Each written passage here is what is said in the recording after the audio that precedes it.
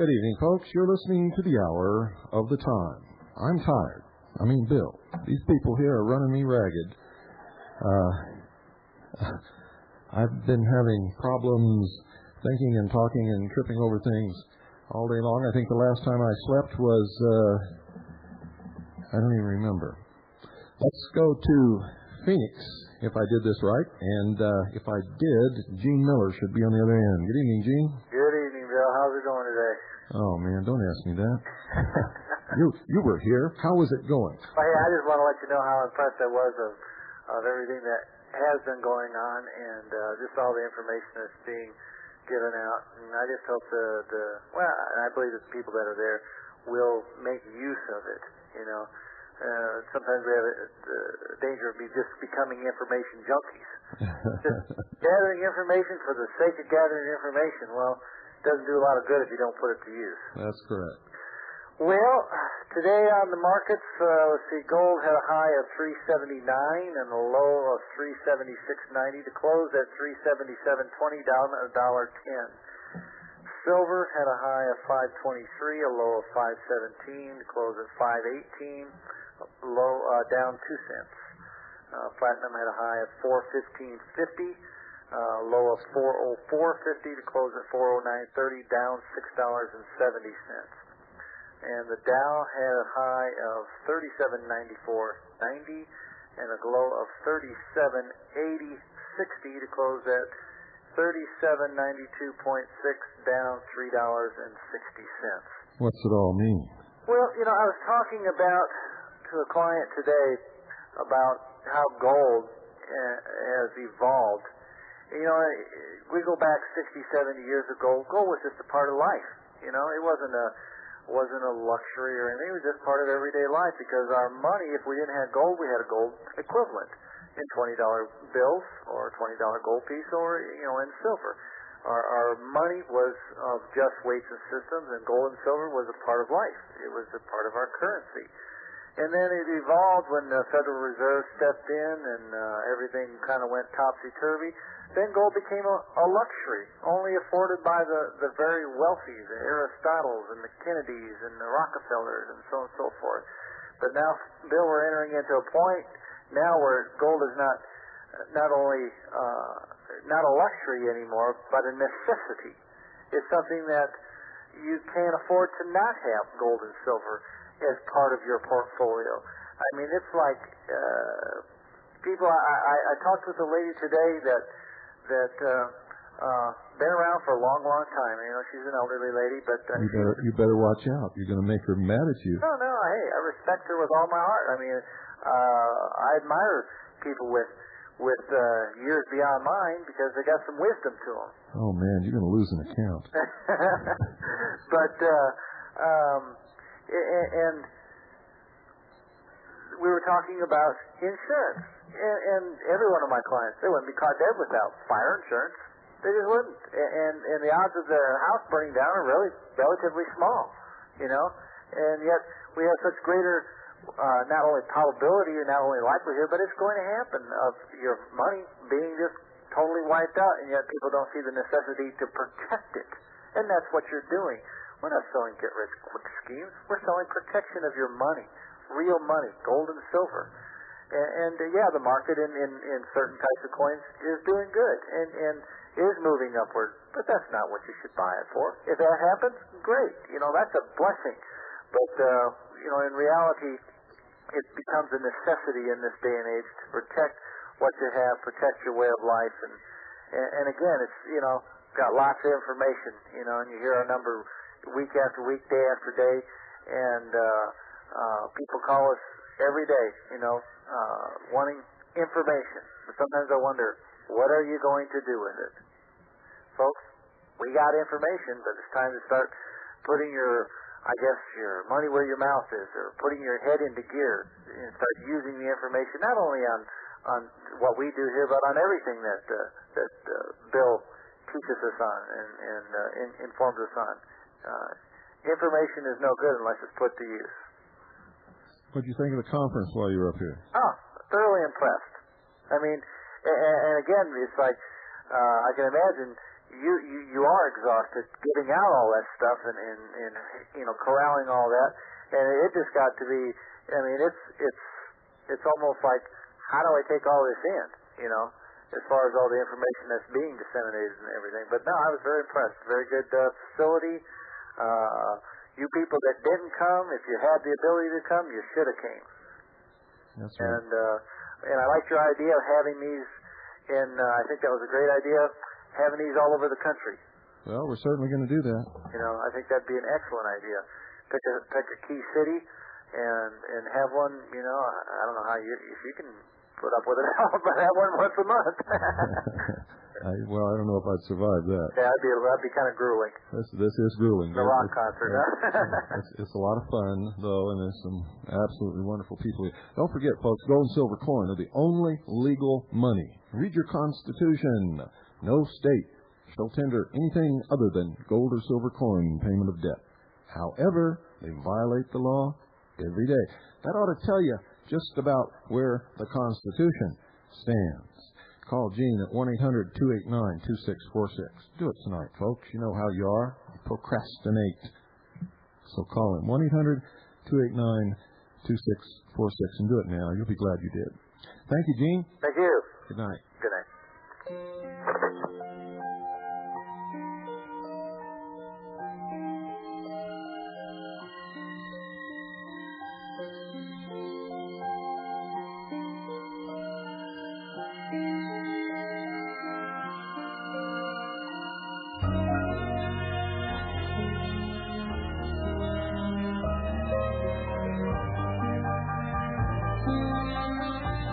Early summer in the mountains,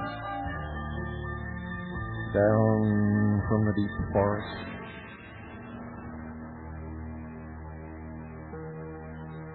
Came a man on an ordinary bay horse with a black hat, cowboy boots,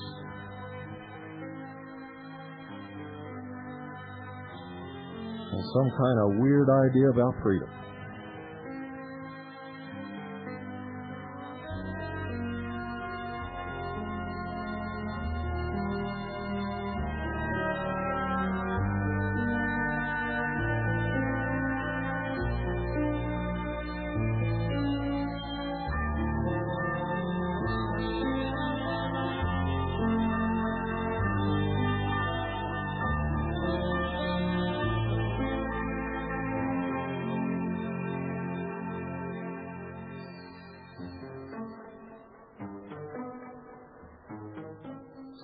Lenny, welcome to the Hour of the Time. Well, thank you. Lenny was one of our featured speakers today, folks, and I think one of the best. He certainly had a great reception and was swamped afterwards, and people have been asking him questions and following him around all day. I certainly learned a lot, and I know everybody here did. Why don't you tell us what some of your subjects were and how you came to learn what it is that you know and that you've sort of tried to teach these people here today, Lenny? Okay, I'm a teacher, and to support that education, I had to work in restaurants. Wound up owning a restaurant and not teaching for some years. Ever since I was a young man, I have had a feeling, like I've told the people, I don't hear voices, but I have had a feeling that there were some skills that had been neglected and that I needed to learn. And I became actively involved in hunting. I missed Vietnam by a year, and I'm thankful to my Creator for that. But I have learned some things, and a lot of it's come out of hunting. Eventually, I got into the freedom movement. I've never trusted our alleged government. I love my country. I can separate the two, and I believe the Constitution was divinely inspired, and I have a degree in history, so I know a little bit about the Constitution. And today we talked about camouflage, escape, and evasion.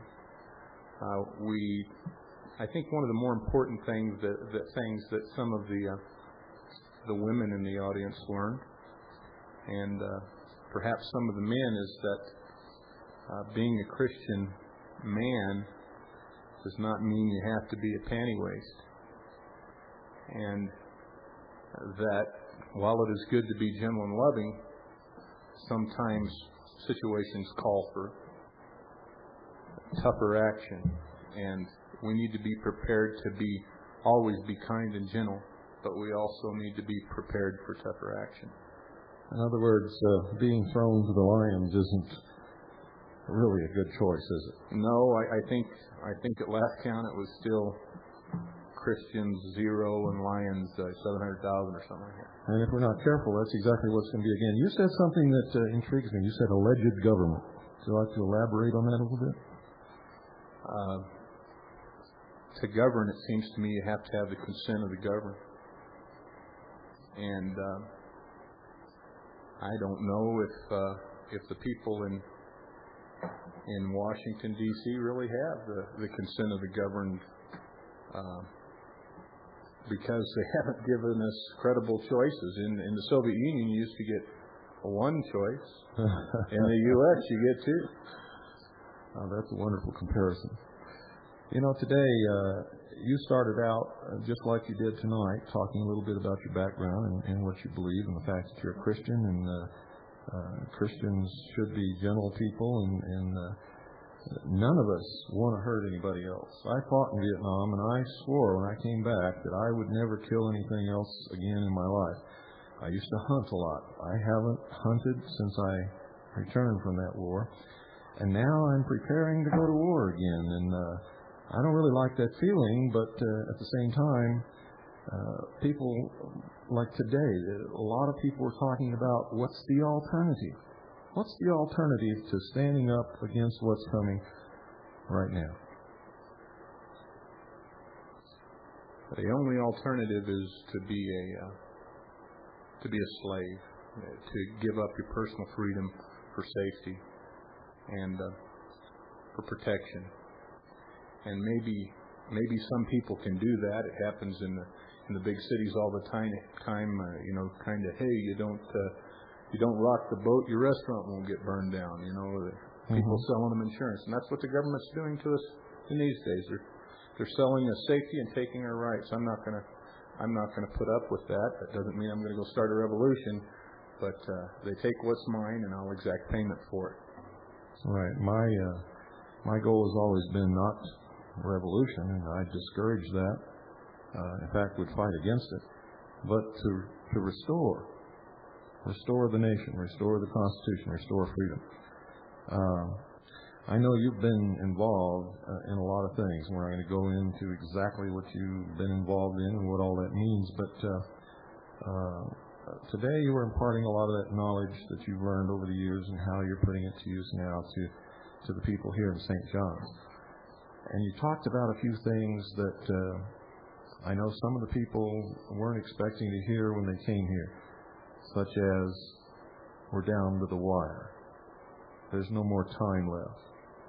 We're preparing to fight for our liberty, for our freedom. There's not going to be any political solution. There's not going to be any relief in the courts. Would you like to address that to the listening audience? Vigilance is the price of liberty, and if you haven't been vigilant, you're going to suffer because you haven't taken the time to learn the things you need to learn, and it's late in the game. This is my opinion. Revelation tells us that no man will know the time, and oftentimes we get tied up with the last book of the Bible and don't learn the ones in between, between Daniel and Isaiah and things like that.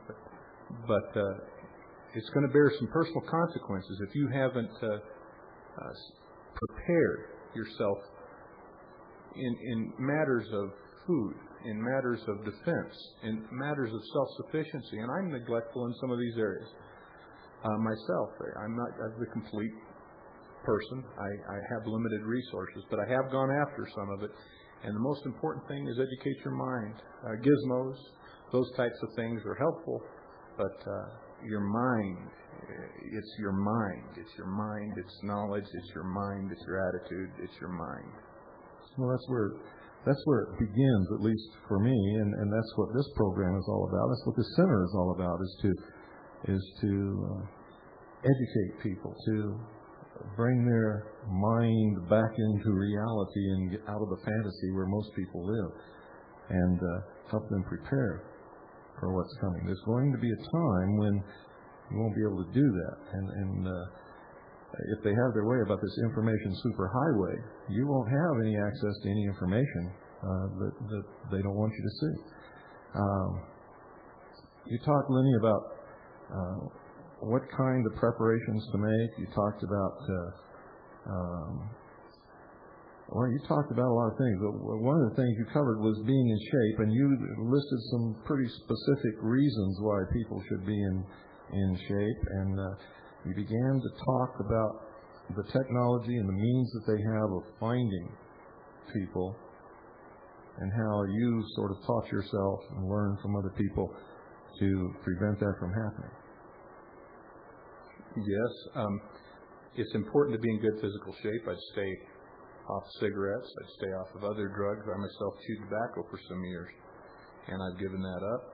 That was one of my vices. We all need to look at what's truly important in our lives, and one of the things is to have good legs, and I'm not talking about the kind that you whistle at.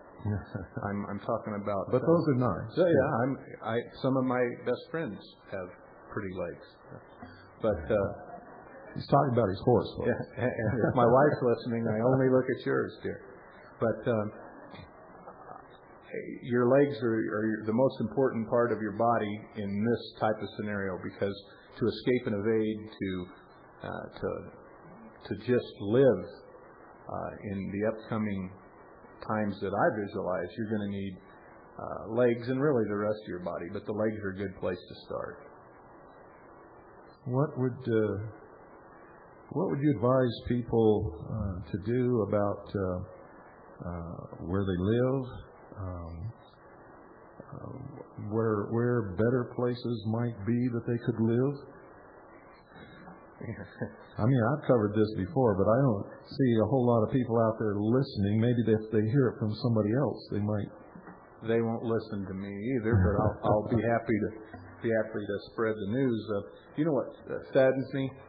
Is I'm going to recommend that if you live in a city, you get out of it. And I'm talking about those citizens in Philadelphia, a beautiful city. I'm talking about citizens in maybe St. Augustine.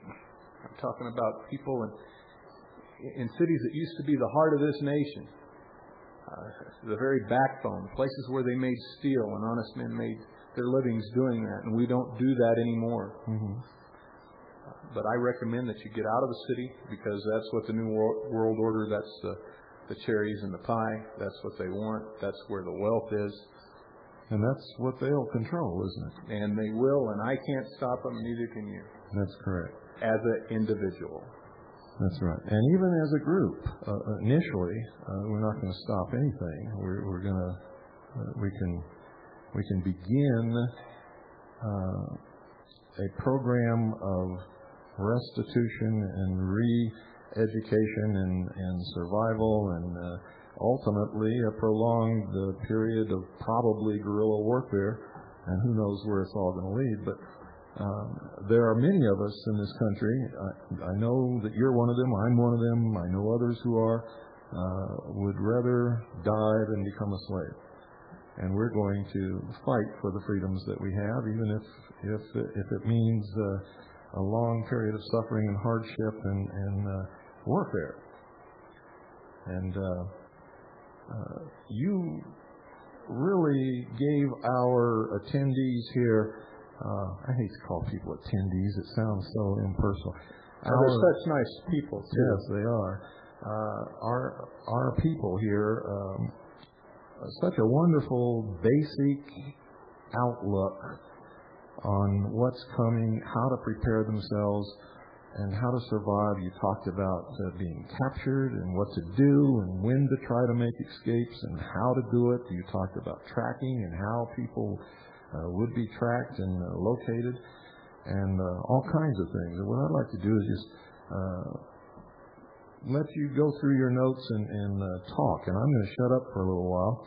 I think I've sort of hit upon the things that I wanted to get people sitting on the edge of their chairs with. And you can just take it from there and pull the legs right out from under them, because I know that's exactly what you're going to do. And in about 10 minutes we'll take a break, and then I'm going to let you go again.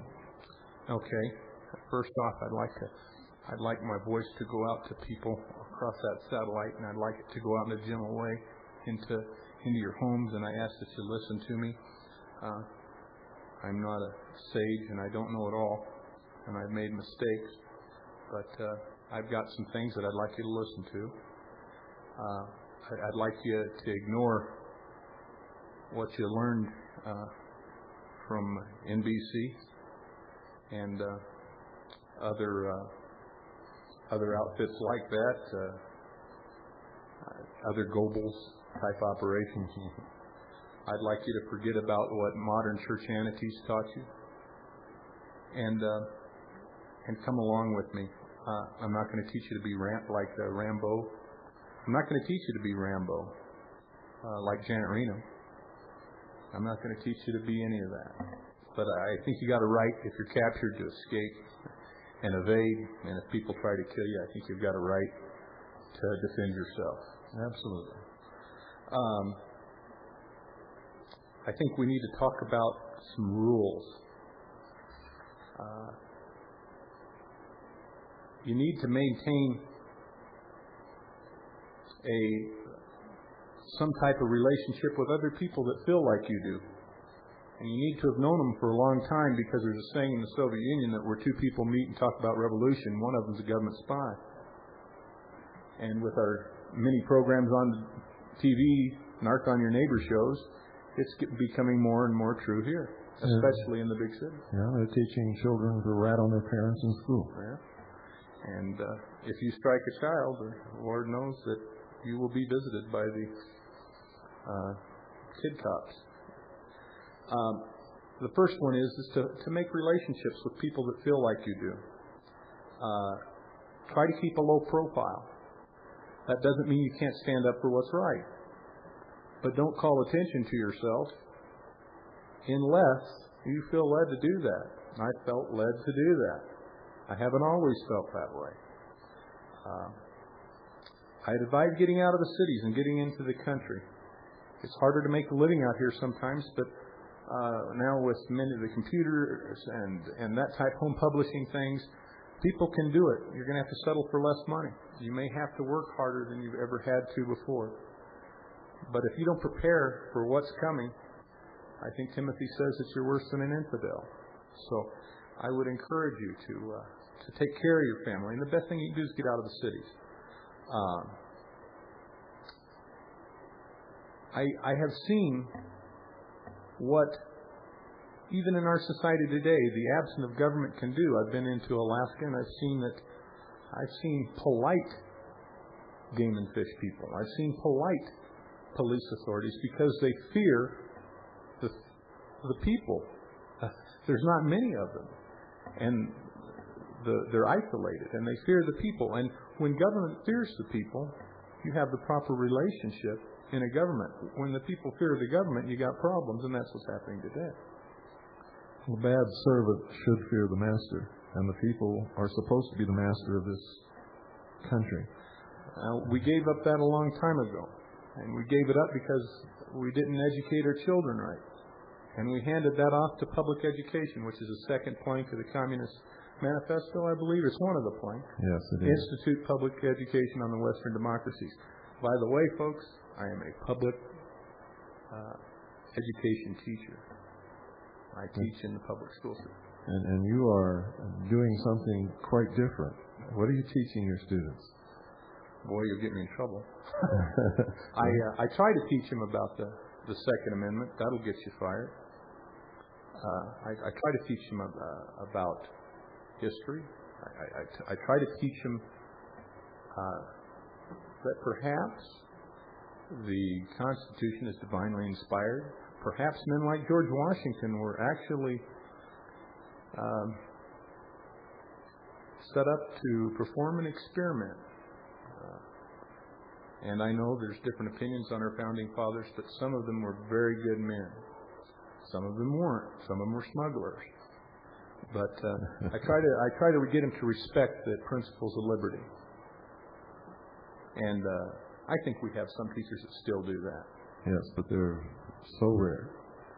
So rare. You are a very rare individual, not just teacher, but all-around individual. Go ahead, Lenny. Some other rules is to remember that our, I'll call it government, is much like a hammer. The striking surface of that hammer is very small, and if it hits you, it's going to hurt. But they do not have the power. They do not have the resources that we think they do. That they try to carry across. They try to come across as impervious. And I'm here to tell you that the Afghans, with black powder weapons and limited support from the U.S. Throughout Soviet imperialism, despite the best efforts from Ford Motor Company and different people who built the largest truck plant on the Kama River, I think. Kama River, yes. William Casey was responsible for that, later headed up the CIA. I call your attention to people that love liberty, that have grasped firearms and sticks. I call your attention to Tiananmen Square. I call your attention to many things that people with a cause have succeeded with God's help. And we can succeed. But I want you to know that I don't have a whole lot of aspirations of doing that. I'm not required to win. I'm required to participate. That's how I feel. Well, it's a doctrine with all of us is that, number one, we're not going to be slaves. We know that. Number two, we believe in God. And our belief says that we must do the right thing no matter what. Whether we win or lose doesn't make any difference. We must do what is right. We've lost that in America.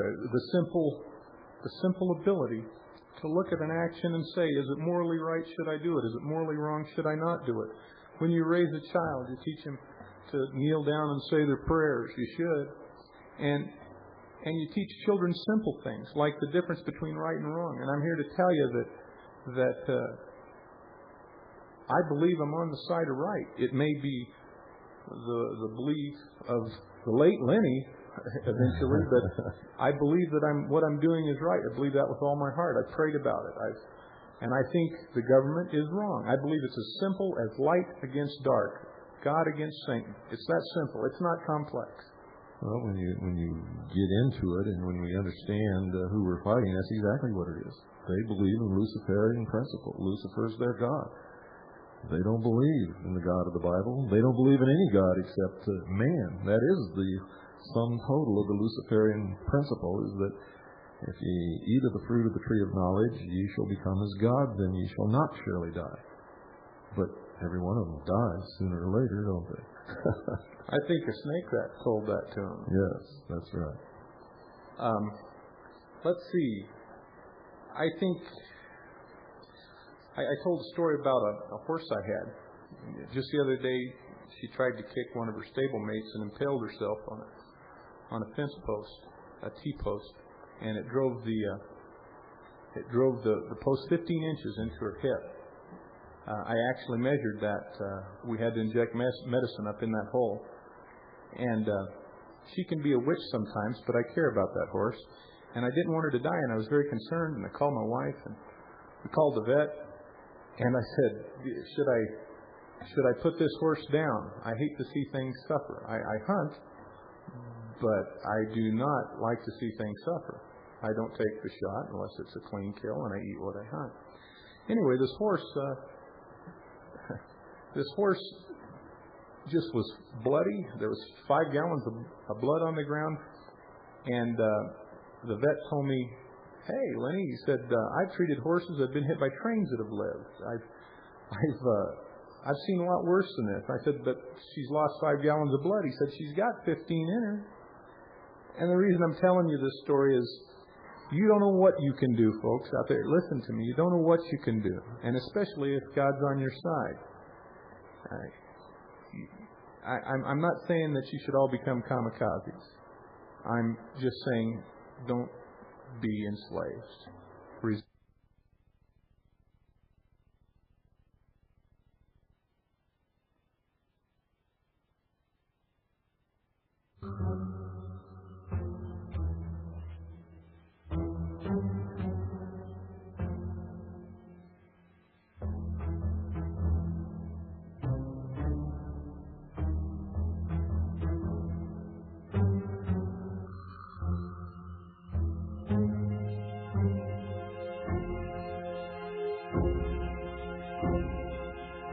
The United Nations has issued orders to its member nations to curtail the proliferation of arms, military surplus, and other materials that we are going to need in the future, and you'd better stock up now. President Clinton has signed an executive order. Janet Reno has implemented it. Now surplus GI, ammunition cans, and camouflage netting are illegal.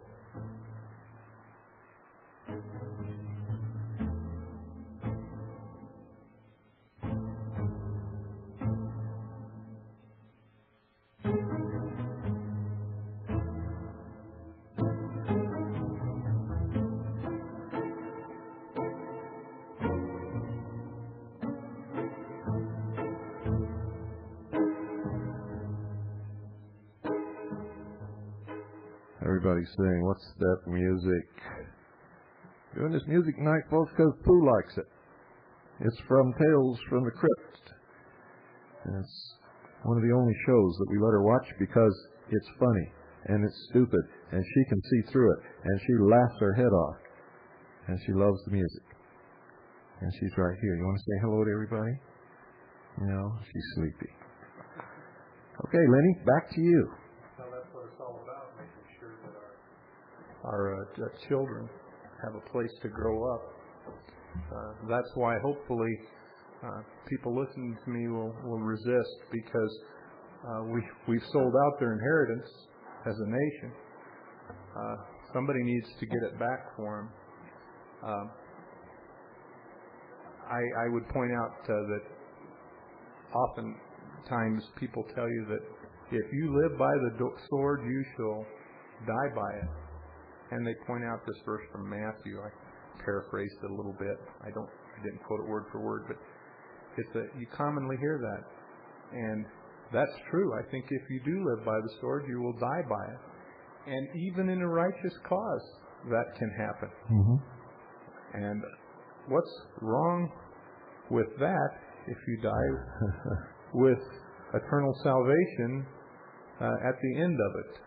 Doing something good and something right. I don't want to die. I'm not suggesting that anybody in the audience do so, but death is the end, maybe the beginning. We shouldn't be afraid to die. And if the Founding Fathers pledged their lives and their sacred fortune for what we have today, can we do any less for our children? You know that most of the people here have done that. To be a member of the intelligence service, they must pledge their lives, their fortune, and their sacred honor in this cause. And that's why there's such good people sitting out here. Not many people would do that.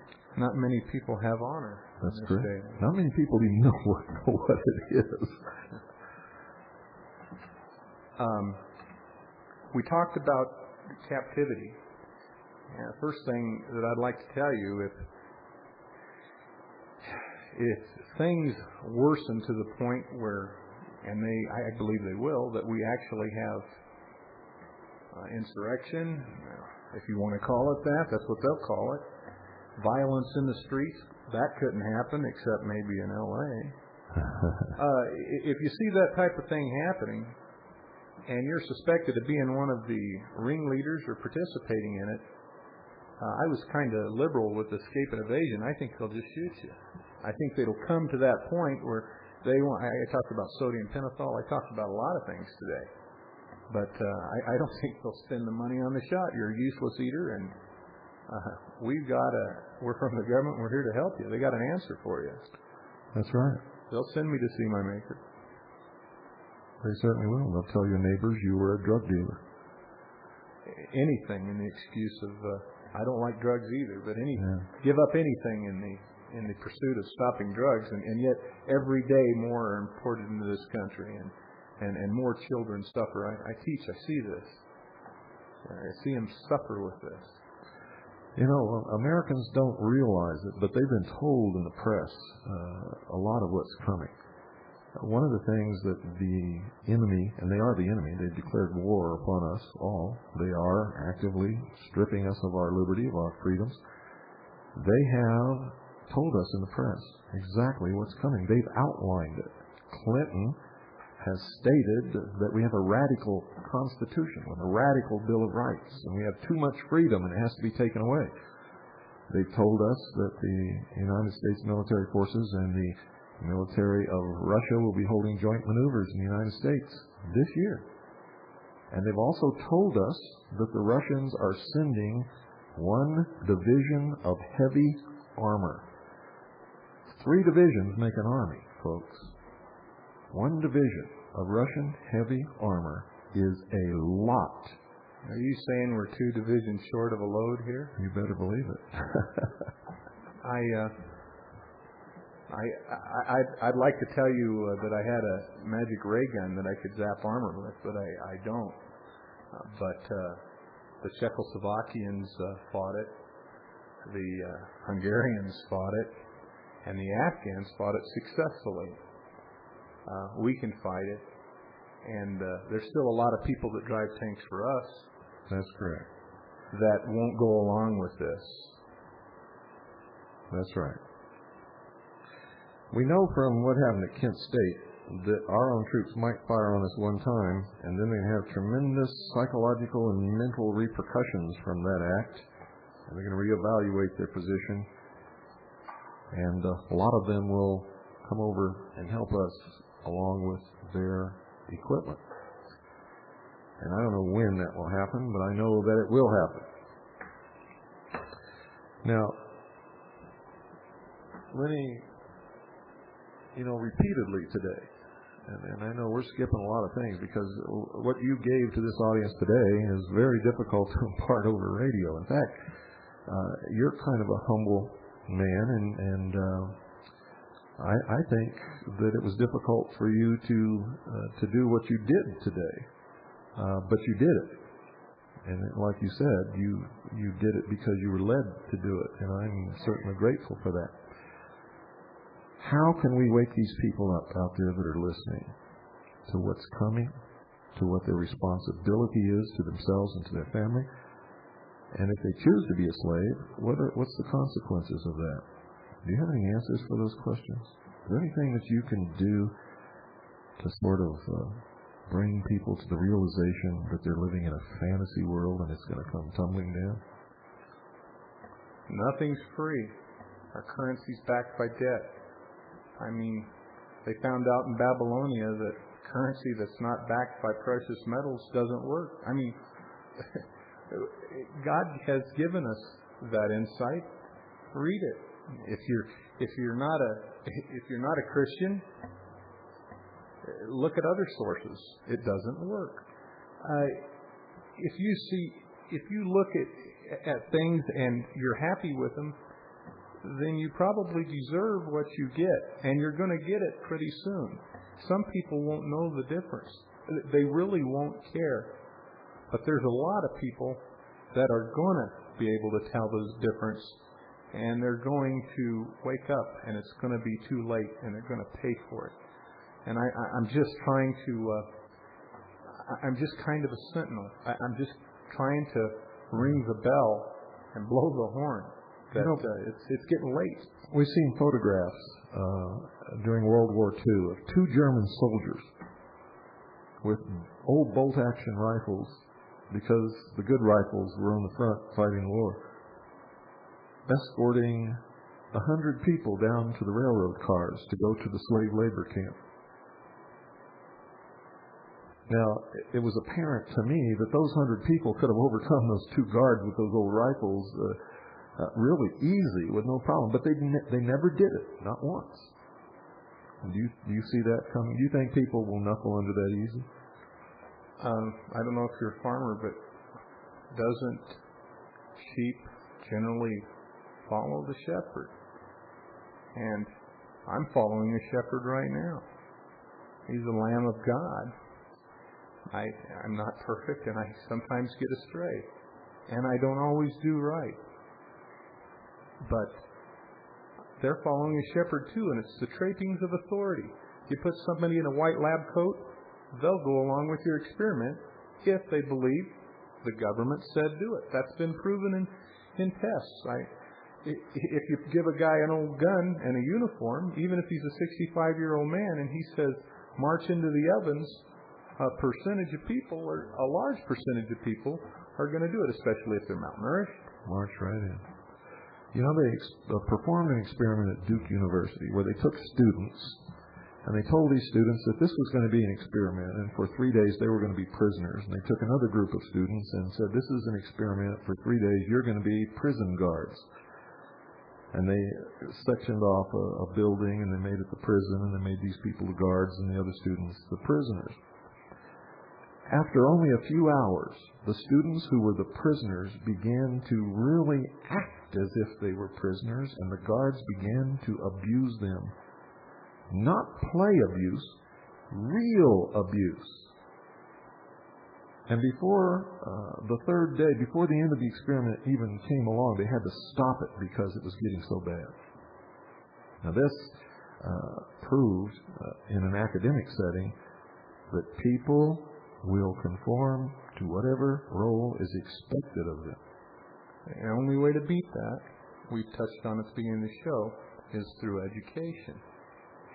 Education to know that you're not a sheep, that God gave people rights, and they're unalienable, and we own them.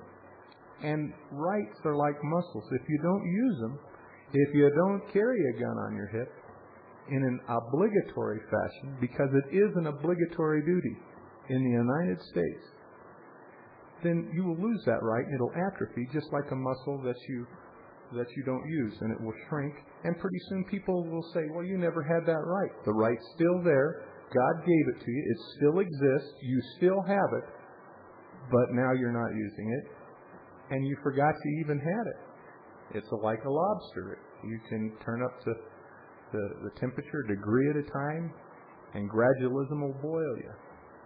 We have to have a literate electorate in this country to remain a free republic, and we do not have that any longer. Lenny, most people don't even know this is a republic. All I hear is democracy this, democracy that. They don't even know that democracy is socialism.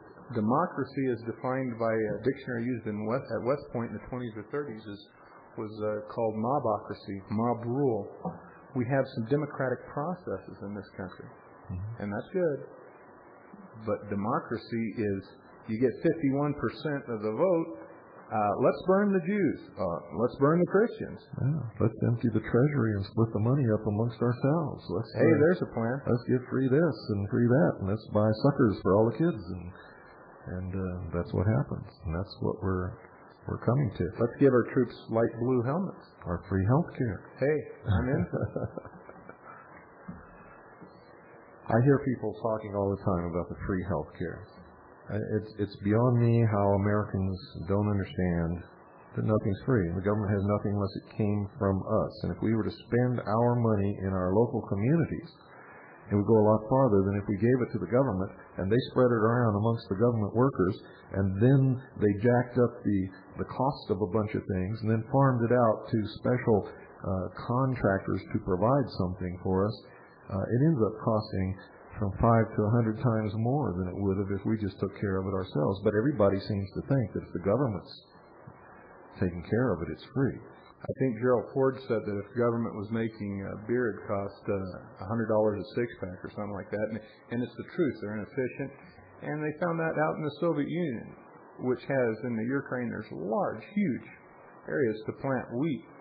And yet the farm economy of the Soviet Union was a shambles, still is today. Every 5-year plan ended in disaster, starvation. And would have ended, I think, in a revolution eventually. Because that's one thing you don't do to the Russian people is take away their bread. Yet most of their produce, most of their stuff was raised on the small garden plots that they allowed people to have. And why was that? Because of enlightened self-interest. If I work hard on this land, I get to keep it. That's right. And on the communal land, the land that belonged to the state, they pretend to work and the state pretends to pay them. Back at home, their little private plot, wonderful things are happening because it belongs to them. People haven't learned that lesson yet. When you're up in front of a group and you have 2 hours to talk and you can go at your own pace and everything is covered, that's in your control. When we're doing the hour at a time, we've got 1 hour, and we have a break and we have music things, and of course, with my big mouth, I have to talk every once in a while. And we're getting close to the end of that hour. What's the most important message that you had to give to these people today? I mean, you talked about weapons, you talked about escape, you talked about evasion, you talked about tracking, you talked about God, and all kinds of things. But what, in this time left, what do you think is the most important message, our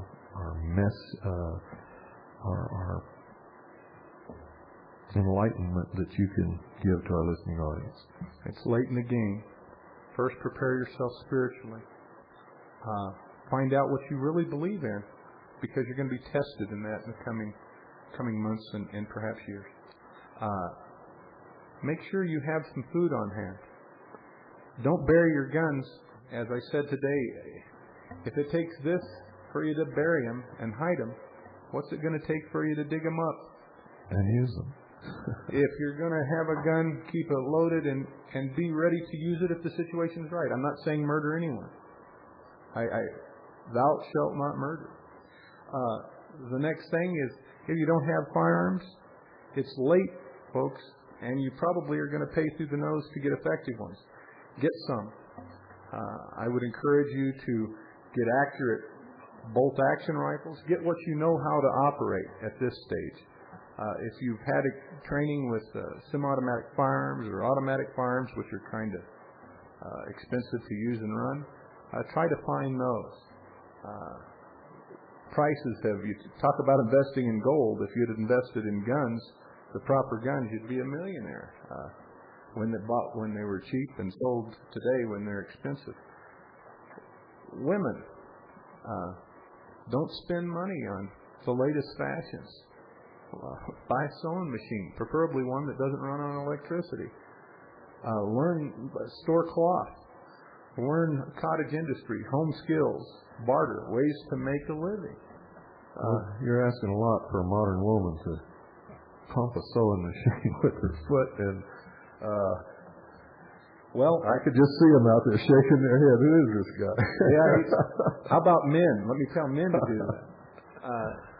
But I'm not against modern sewing machines, but when the power goes off, you might need one of the old-fashioned ones. Yeah, I'm trying to drive home a point, and men should have a bicycle with a generator attached to it, and all kinds of things that you can be putting together that you're going to need. I didn't mean to imply that only women should should do those type of activities. But women have responsibilities, men have responsibilities. Raise your children correctly, because the loss of them will debilitate you, and you'll lose some if you don't raise them properly. That's a big task in today's society. Oh yes, it's also very important to impart to your children, no matter how old they are, that the future belongs to them. If they don't get involved in saving the future, just as well as the parents are. I don't believe in keeping children out of this. The future belongs to them, and they're going to have to help save it and save their liberty. And you're going to have to teach them that. Do things as a family together. Right. In that vein. Learn how to camp. Find out what works. I spent a lot of my life and some dollars, and I'm a teacher, a small business owner. I don't have a lot of money, but I've spent it trying to find out what works. I know some things that work. I know some things that don't work. And sometimes the things that don't work are as important as the things that work. Only a wise man knows what doesn't work. Thomas Edison had shelves full of things that didn't work. That's right. Learn how to escape and evade. I can't teach you tonight. Learn the elements of camouflage. You can't hit or hurt something you can't find or see. Learn to get away and fight another day. You mentioned today that I think Sun Tzu said it thousands of years ago. When the enemy is powerful, we retreat. When the enemy is weak, we attack. The enemy is not always strong. Attack them in even the literal sense or the rhetorical sense. Right now, we can attack them in places that they can't defend, like at the local school board level. They can't defend that. That's right. Take control of your school. I'm not saying your nation. I'm not saying your county. I'm saying your school. And you and a few parents can do that and start teaching kids good things. You know, the nation consists of a whole bunch of little local places. And if you can gain control of your local place all throughout the nation, then we've gained control of the nation. And a lot of people don't understand that. They're trying to say we can't do anything, the government's too strong. Well, government begins right there where you live. Government ends and begins on your street sometimes. And I applaud the people from New Mexico that are here today that have went out and fought for their counties. I come from southern extraction. I love Arizona. Arizona's a wonderful state, and it means something to me more than just a place I hang my hat, and I want it to be a good place. And I'll fight to make it that way.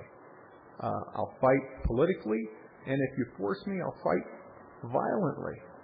I want to raise good kids. I want to raise them with full of God's liberties that He gave us. And I think a lot of other people do too. There's going to be some problems, but we're going to have to stand up like men and women, and we're going to have to fight. And you know what? I blame the men a lot, because I look out there and I see men that have knuckled under to the system, have become effeminate. There's nothing wrong with being a man. I didn't say a bully. I didn't say somebody that beats people that are smaller than them. I said a man. And I think there's a movement in this country today to make men feel less than they are. Men and women are equal in the eyes of the law, but they're not equal. They both have wonderful gifts. They're different.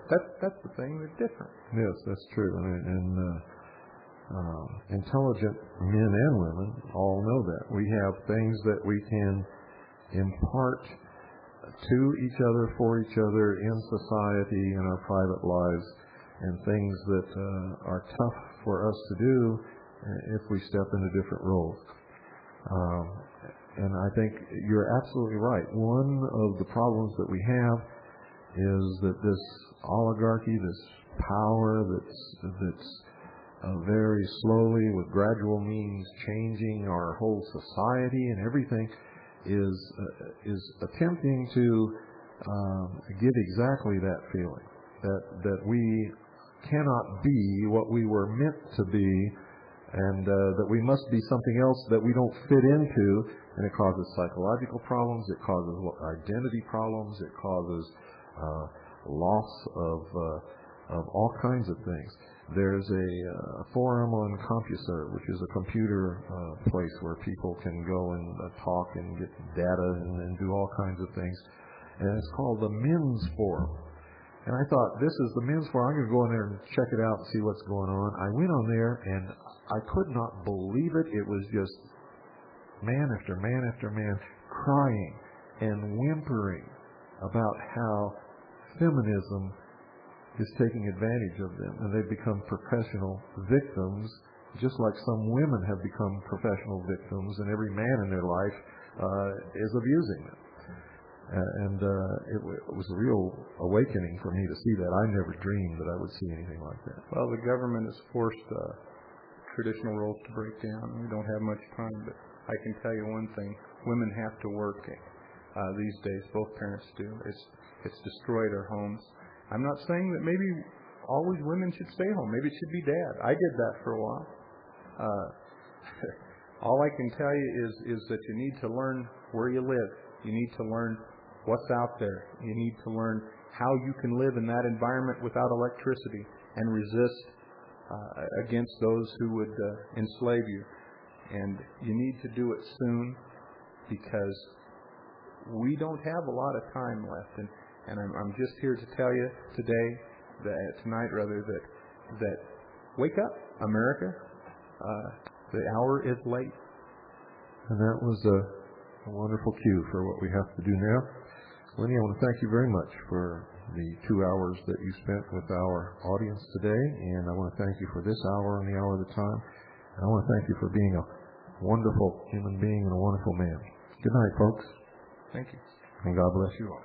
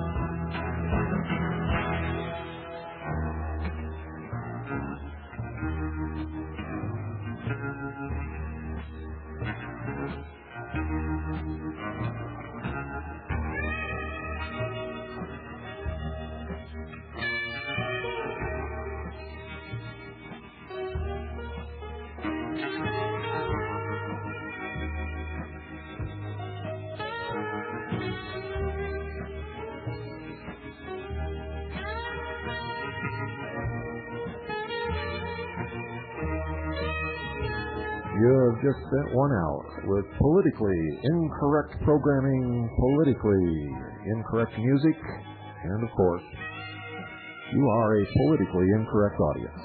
See you tomorrow night.